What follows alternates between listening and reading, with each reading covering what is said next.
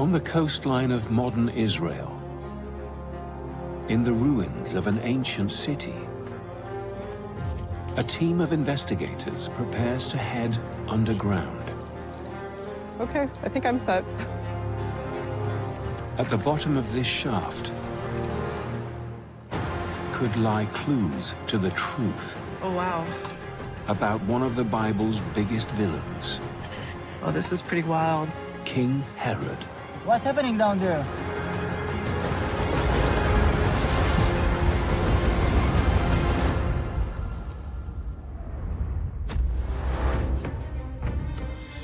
The stories in the Bible are famous across the world. The New Testament tells the life story of Jesus Christ.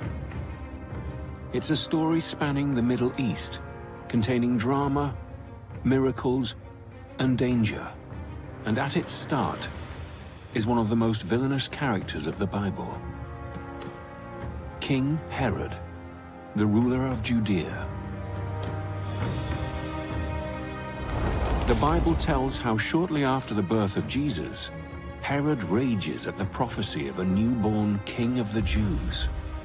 Anxious to keep power, he orders his soldiers to kill every child under the age of 2. It is known as the Massacre of the Innocents.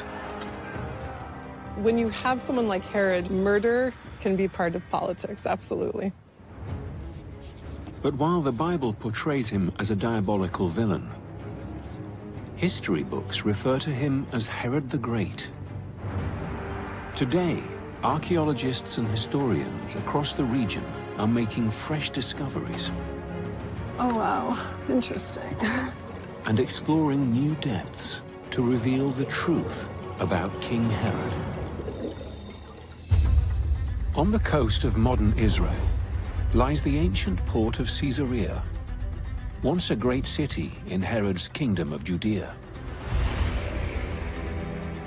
King Herod built this metropolis in the 1st century BCE. Remarkably, giant structures still survive.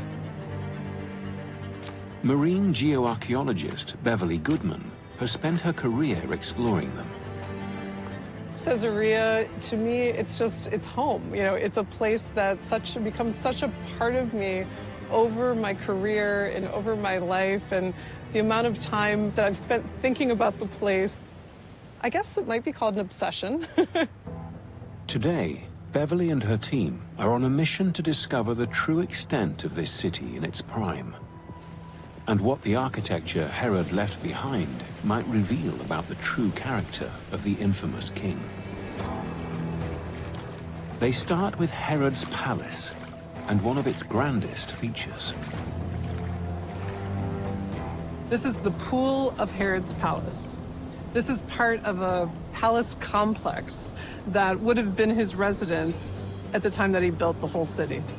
The palace sits right on the edge of the modern shoreline. More than 2,000 years of time and tide have taken their toll on this 100-foot-long pool, but signs of its original grandeur remain. It's about 45 thick. Giant slabs of dressed stone lie beneath the surface. Okay, 250 in length there? Yep. Okay, can you get a photograph? And there are bases of huge columns that may have supported upper stories. We have column, the line here. Column base. Let's get this cleared out. The archaeologists make a start on clearing some of the tons of debris filling this pool. But far more work is needed to explore all corners of this site. Even in this state, through the silt and seaweed, Beverly glimpses architectural splendor. You can picture this pleasure pool with gardens, with all of the luxuries that you would expect from someone that has the status of Herod. This pool was once covered by exquisite mosaics. It stretched 115 feet long and 60 feet wide. Around it stood fine pillars and containers for exotic plants. and the walls of a magnificent villa that rose 2 stories high. It was the jewel in the crown of Herod's brainchild, Caesarea Maritima, a major city with a theater, a hippodrome, and a busy port.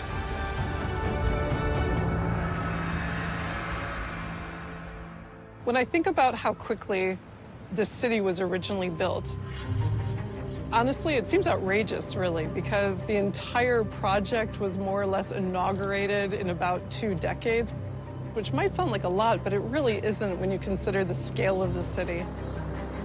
At Caesarea, Herod embarked on a grand project unlike anything else in Judea. What drove him to build on such a scale? A clue could lie in King Herod's surprising family history. 150 miles south of Caesarea, in modern-day Jordan, lies the ancient city of Petra. 2,000 years ago, at the time of Herod, this was the capital of the Nabateans, neighbors of the Judeans, and a people that controlled trade routes through the desert. Sami al-Hassanat has guided people around Petra's world-famous rock-cut architecture for over 30 years. Petra is my world, and I'm part of it. Sami counts himself as related to the Nabateans, something he shares with Herod. Herod wasn't a Judean. His father was a nobleman from Idumea, a people who had converted to Judaism. And on his mother's side, he was descended from Petra's royal family. His mother was a Nabatean princess. Her name was Cyprus. Neither of his parents were from Judea originally. Sami wants to explore the city that Herod spent time in as a boy, to uncover the roots of Herod's great ambitions. This is the very heart of the real Petra and the true Nabatean architecture. Many of Petra's rock-cut structures are tombs for the city's elite. Early Western explorers labeled this one the Urn Tomb, after the magnificent carvings on its facade. These remarkable structures are a testament to the wealth of Petra's rulers. We can see that there are holes on both sides. They are opposite to each other. That's to show that there was another level or another story on top of it. And if you see how all the lines of the chiseling, scratching the sandstone walls, they plastered all the interior part and painted it with fresco as permanent colors. Herod's parents' marriage helped to cement relations between neighboring peoples. So when a father marries a princess from another tribe or another kingdom, it is for political reasons, for social reasons, to establish connections, healthy and useful connections at the same time with the neighbors.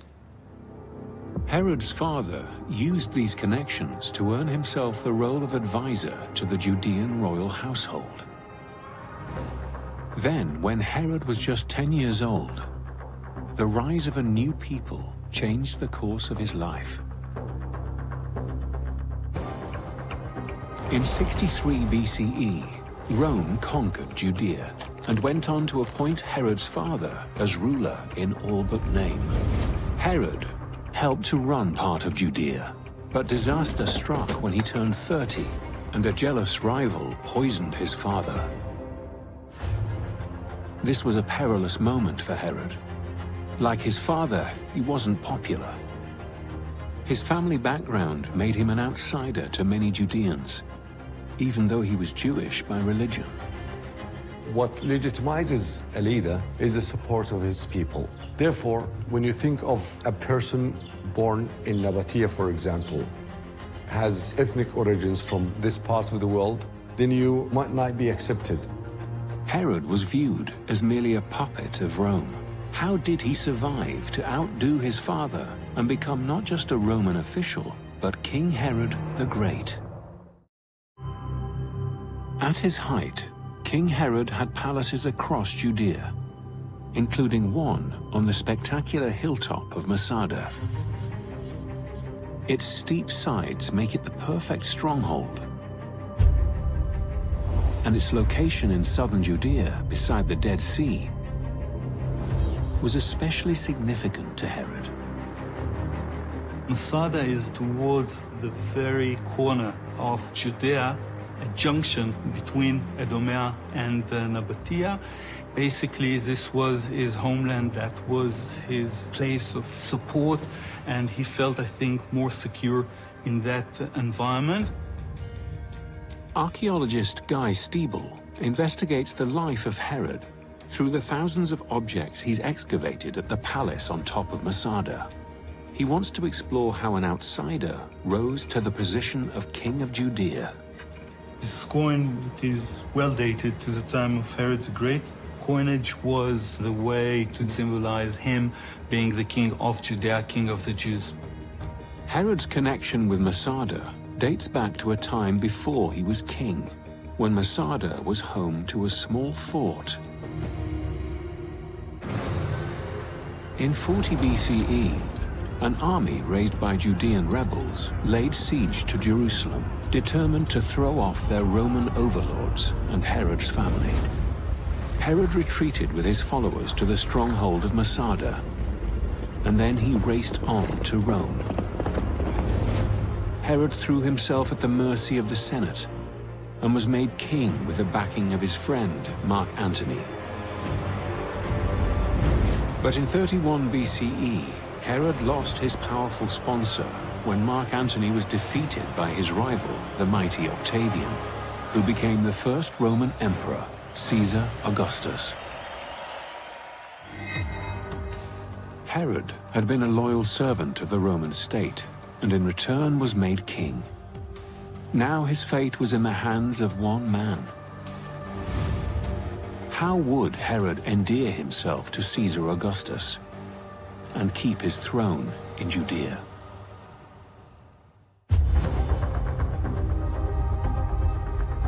Back in Caesarea, Beverly and her team believe Herod's monuments could hold clues to how he remained an ally of Rome. Herod is definitely known as a great builder. In fact, much of the archaeological remains that you find from that period, in fact, almost all of them that managed to last, are his doing. They head into the bowels of Caesarea's most recognizable structure, the Roman theater. We're under the stage right now. This is sort of the green room. One of these tunnels is undocumented, and Beverly wants to find out where it goes and what it was for.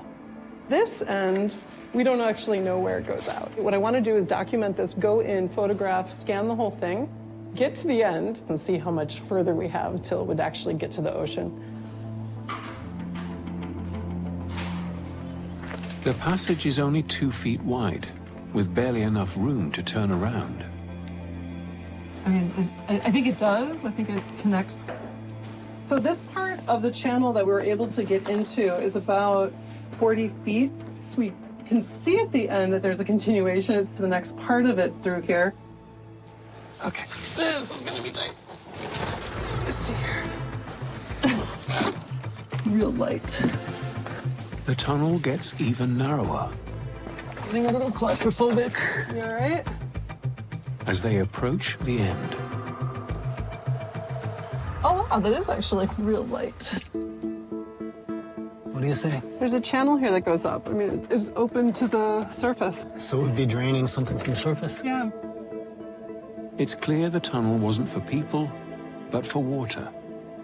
Part of a system that drained it from the Roman street above into underground channels like this one. The tunnel was most likely for drainage and plumbing, so this looks a lot like other areas of water infrastructure, whether it's the aqueduct channels or other channels throughout Caesarea. And this is super useful information for us that we can use to continue forward. Herod's Caesarea was Roman in its scale and in its public buildings, like the theater and hippodrome. But Beverley's work reveals that Herod's new build project was not just mimicking the Roman look. He had built a place to be lived in, a working Roman city, right down to its plumbing and sewers. Herod sort of had this prefab Roman city idea, so he made sure that the city had all of the standard features of a Roman city. Beverley believes Herod's drive to expand Judean infrastructure on a Roman model was part of a master plan targeted at the Roman emperor, Caesar Augustus. Herod named Caesarea after Caesar Augustus. He wanted to create a tribute to him. So the city that has a theater and has a hippodrome and has a palace and has a harbor, you know, all of these fingerprints of Rome in honor of Caesar Augustus. Rome had put Herod in power. Without Caesar Augustus's support, he could lose his throne. Writers at the time said that Herod's pandering to Rome was so great that he even defiled the temple in Jerusalem.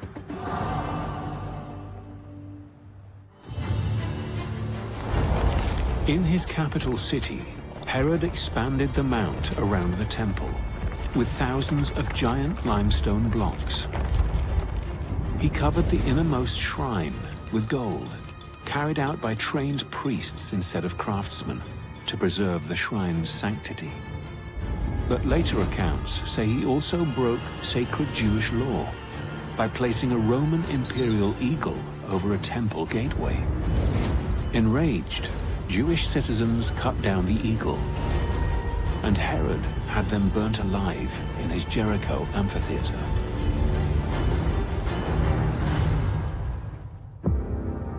The story shows Herod stamping out threats to his power just as violently as the Bible's infamous massacre of the innocents. And although he was meant to be an observant Jew, Beverley thinks his motives for renovating the temple weren't wholly pure. Herod is building a Roman temple for Caesar Augustus at the same time that he's building a temple for the Jews. So having the two different temples was also a way that Herod could be king in both of those realms. Herod was a sharp political operator who also built great things for his people. So why did his name become a byword for the ultimate villain?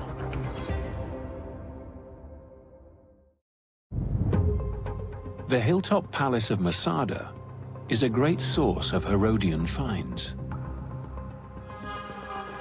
At Guy's laboratory, he scours the stores for clues that could reveal what Herod did with all the power of a king, now that he had Judea under his control.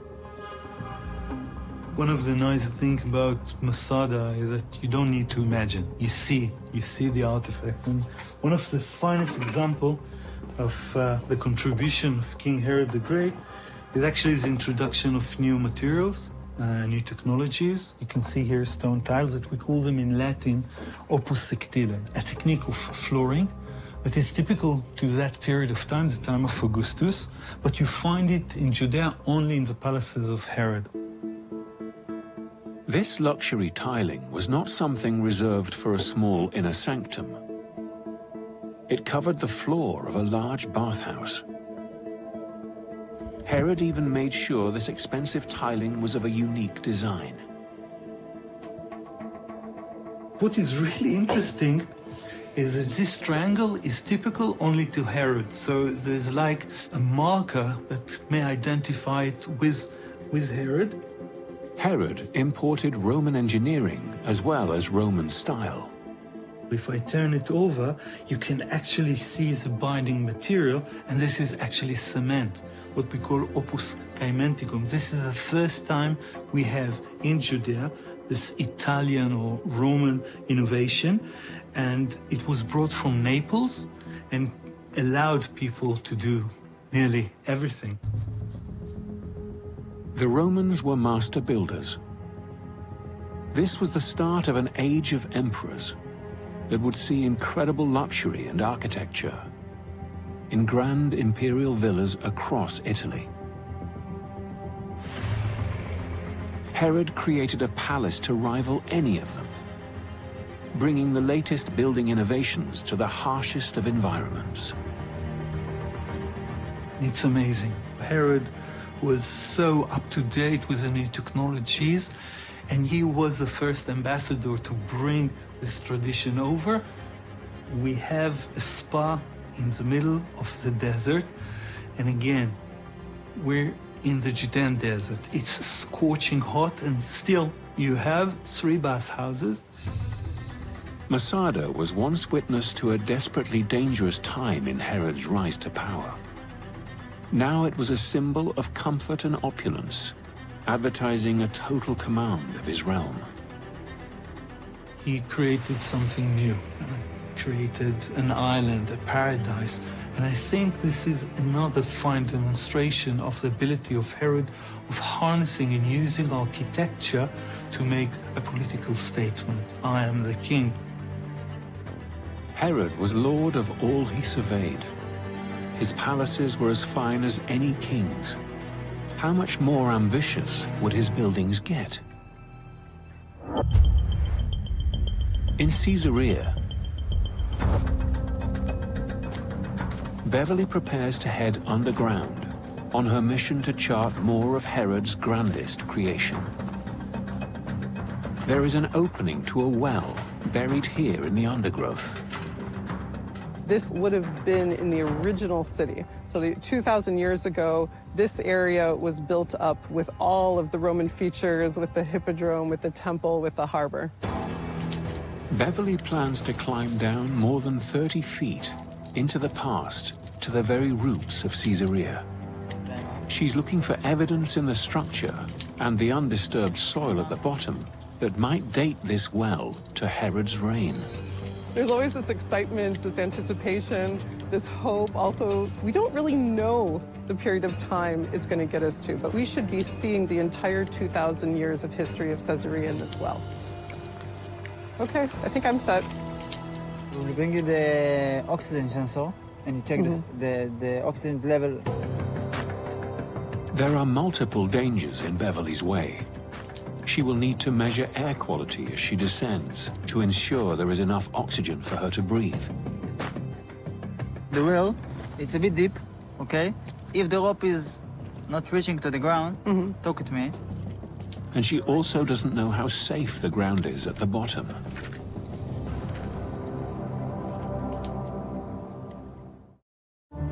Again? In Caesarea, Beverly nears the bottom of the shaft in her search for more of Herod the Great's city. It's cooler down here. Yeah. The air that has settled in the well could contain dangerous levels of gases such as methane. What's happening down there? Wait a second. Everything is good? What is the oxygen level? Oxygen's fine. Cool.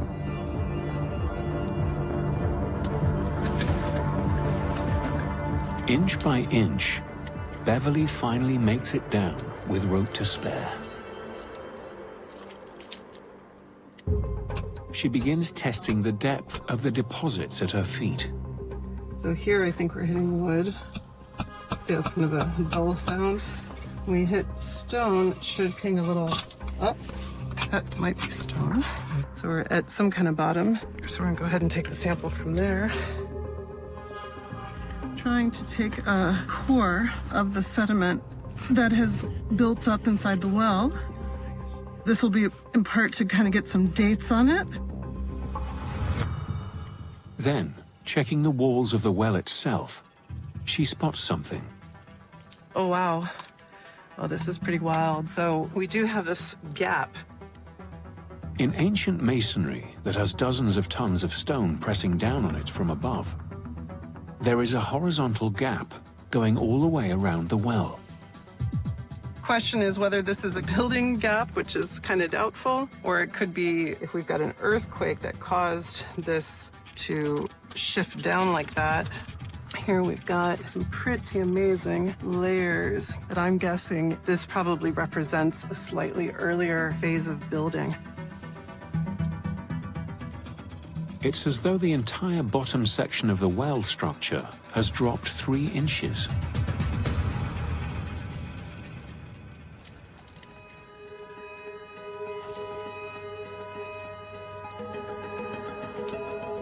Nice job. Oh, that was fun.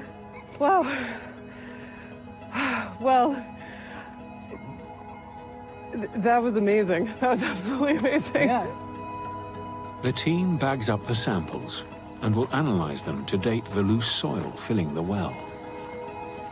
For Beverly, the biggest finding is the structural damage at the bottom of the well. It's a little bit curious because you can see the changes in the building types. So the top is the most recent, and then you've got another sequence where the shape of the stones changes a bit, and then the stones get much bigger, which is sort of a calling card of some of the earliest phases. The layers of grander, larger stone blocks correspond to Herod's city building. Beverly is looking for the beginnings of Herod's Caesarea, but she has stumbled across signs of a strange event that happened after the city's construction. Archaeologically speaking, we have a lot of work, that we're going to have a lot of layers and a lot of history to be able to investigate as we excavate in that same area. The bizarre gaps in the Herodian layers suggest a huge natural disaster. What did this mean for Herod's grand mega-project? The drop at the bottom of the well reminds Beverly of another puzzling feature at Caesarea, its steep beach. This area is right between the Hippodrome and the harbor. And there's this entire complex that was used for warehouses. It became stores. But one of the theories is that this is actually the area of the original ship sheds. Ancient ships were hauled out of the sea when not in use and dragged up long, shallow beaches into ship sheds. The sheds protected the vessels from wood-eating pests in the water. But how in the world did they get the boats from there all the way up to here if we have a cliff here today? You can see really clearly how short this beach is and how much further down the sea level is. So this is a very difficult distance to take ships up. Lifting 30-feet-long boats so abruptly out of the water and over the step in the beach would have been almost impossible for their crews. To understand what might be going on, Notebook secured. Beverly heads into the water. One of the main goals of my research is surveying and tracking different points along the coast and finding evidence for where the coastline was in the past.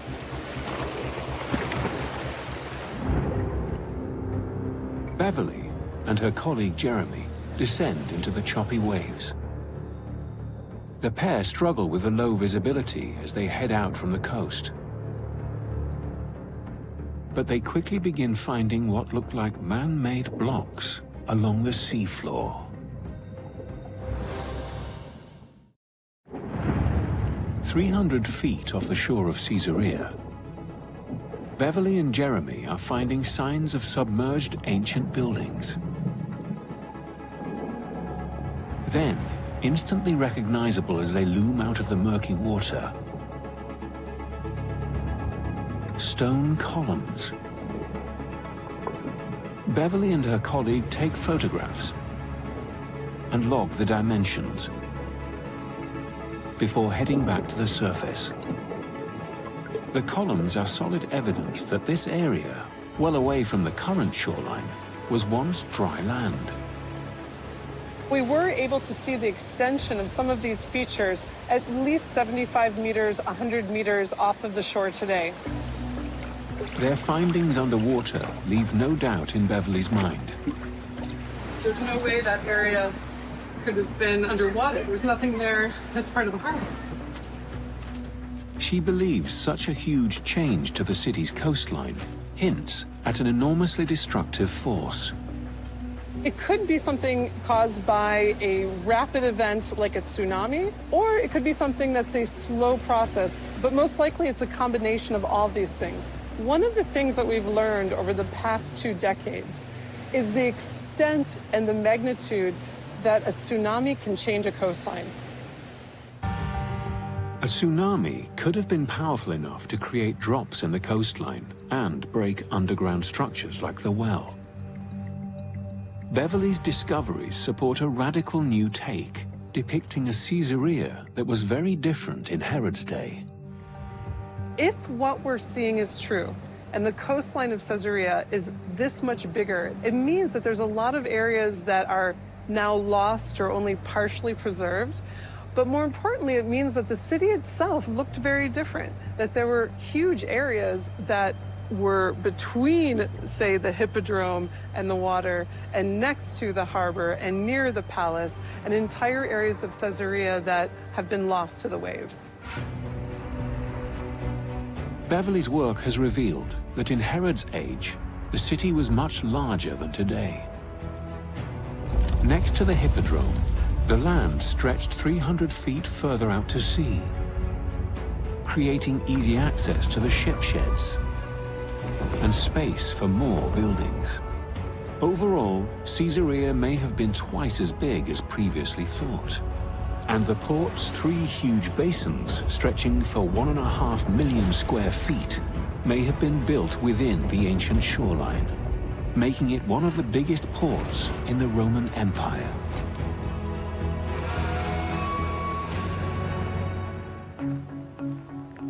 Beverly returns to the ship sheds and finds her new data completely changes how she sees Herod's city. If we have more coastline, then we actually can have the right distance and the right slope to make it more realistic that these were used as ship sheds. This place that has helped Beverly to understand the true extent of Caesarea was where she began her career over 20 years ago. This place is where I would say I was born as an archaeologist. This is actually the place where I worked on as a student, as a volunteer, in my first excavation ever. At the time, I didn't realize what the significance was. For nearly 2,000 years, Herod's greatest architectural legacy lay half hidden by the waves. With this new information, the scale and ambition of Herod's incredible mega-project becomes all the more impressive, creating a huge deep-water port where no natural bay existed.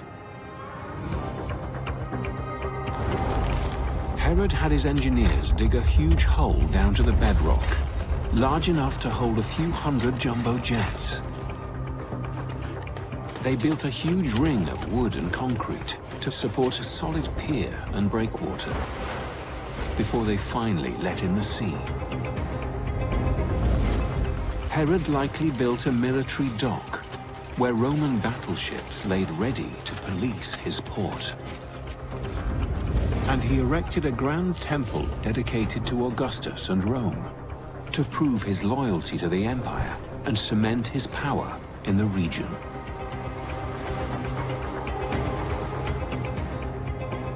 When Herod completed the port in 15 BCE, he had control of all trade in and out of Judea.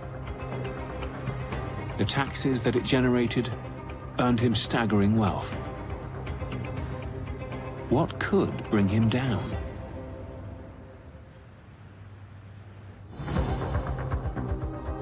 The arid hilltop palace at Masada has preserved a treasure trove of objects belonging to Herod the Great. Guy believes some of these items could shed light on the level of decadence and opulence reached by Herod's luxury living. This particular amphora held more than just wine. Here, you can see here the inscription of an M, which stands for Mala, Malacumana, which are apples from Cumae in South Italy, north of Naples. And you can see here the beta, the B, stands for Basileos. In Greek, it's king. So this is a shipment of several dozens of apples from Cumae, picked only at midnight on a full moon, then shipped for 1,500 miles. These were considered the finest apples money could buy.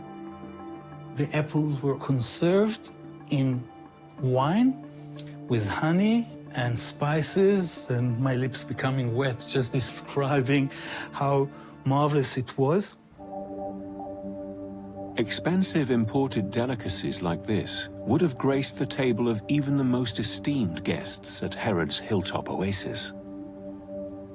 So just imagine we can actually demonstrate that the table of King Herod the Great contained the best dessert in the Roman world. It was imported from Italy all the way to Masada.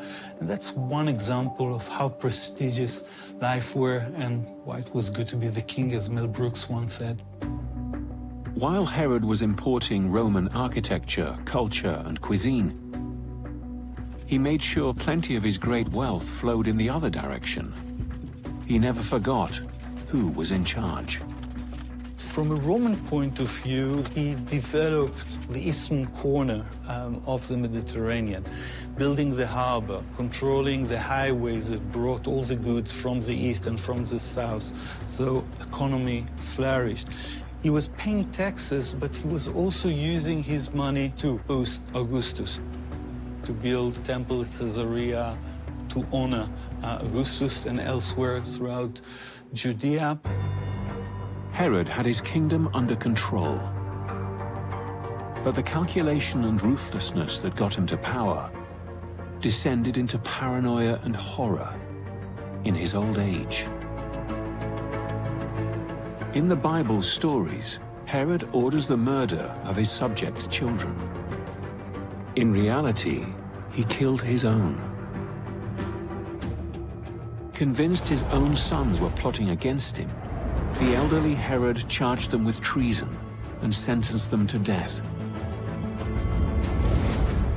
He ordered high-ranking Judeans to be killed following his death, to make it look like his people were mourning for him. Herod would not be chosen to be the father of the year.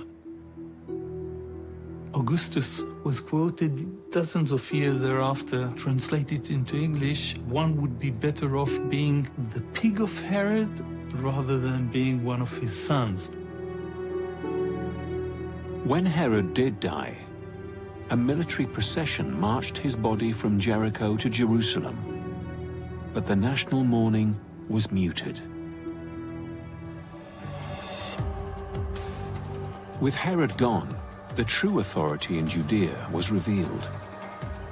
Augustus stepped in to split up Herod's kingdom, and eventually Rome assumed direct control of it all. If the real power always lay with Rome, why is Herod painted as the ultimate villain in the Bible? At Caesarea, Beverly heads inland to explore the parts of the city that survived a devastating tsunami. She's at the Temple of Augustus to search for evidence of what became of Herod's city and his legacy after the Bible's greatest villain was gone. One of the most significant buildings that Herod built was the temple. According to the descriptions of this temple, it was entirely grandiose. It had massive columns. So we know that, in fact, there was a very, very large and impressive temple that stood here. Now the site is merely ruins, but Beverly believes there is still a lot to learn from what remains. One of the ways that the different phases of building can tell us about what happened in the past is not only the buildings themselves and the shape and the stones, but also even the material that was used to stick them together. We can actually see the heavy amounts of shell. And research has shown that these specific species, we actually know that they're from offshore and they're brought to the coastline during tsunamis. Materials carried by tsunamis, like the seashells, are mixed in with this cement. It means the wall was built after the tsunami and long after Herod. This isn't Herod's temple, but a much later structure. Within the cement, we have a story of the history of this coastline. With games at the Hippodrome and public bathhouses and theater, Herod had created an ideal of Roman life, but it wasn't to last. On the 13th of December, 115 CE, a catastrophic tsunami devastated the city. Further inland, it seems Herod's architectural legacy suffered a different attack. This large structure covers the original temple, completely overwriting Herod's grand homage to Caesar Augustus. This large wall is actually part of the foundations of a church that was built on top of the foundations of the Roman temple. In the centuries after the supposed massacre of the innocents, when the Bible claims Herod tried to kill the infant Jesus, Christianity grew and became established. In 313 CE, Rome's first Christian emperor made the religion legal and revolutionized the empire. Once this place is established with the temple, it basically becomes the holy place of Caesarea. So after Rome becomes Christian, the temple is dismantled and a church is built. This was a land Herod the Great once ruled with an iron fist. And the gospel writers drew on the memory of his violent reign to create drama in their storytelling. If you see the way Christianity looked at Herod as the murderer of the innocent, it was a natural linkage, him being not always very popular, to say the least, not inside and not outside. Herod had been one of Rome's most loyal and effective servants. But for the empire's 50 million citizens, the Christian gospel turned him into a two-dimensional character, a necessary villain in Christ's origin story. At the end of the day, I think it's more to do with the newly born religion, Christianity, creating a mythology, choosing, if you like, the ultimate villain, which is Herod, putting that together, hence the tradition we're familiar with. Now, across the region, new archaeological discoveries reveal the truth behind the title of Herod the Great. We love great heroes and we love great villains. His ability, his pragmatism, and the fact that he was a juggler. The fact that he managed to overcome all those obstacles inside and outside. Someone referred to him in ancient times as a fox and a lion in one person, and you may decide which is which.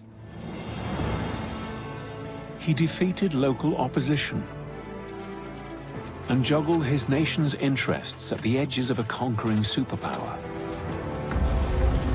He built vast temples and incredible palaces and transformed the cultural landscape by championing Roman arts and games. He established a huge port to increase trade, and his kingdom flourished under his control. But he also ruled with ruthless violence, immortalized in the stories of the Bible. The legends of Herod's cruelty have outlasted even his grandest monuments, obscuring his legacy and leaving one of the most complex and successful rulers of his time to be remembered as the villain in someone else's story.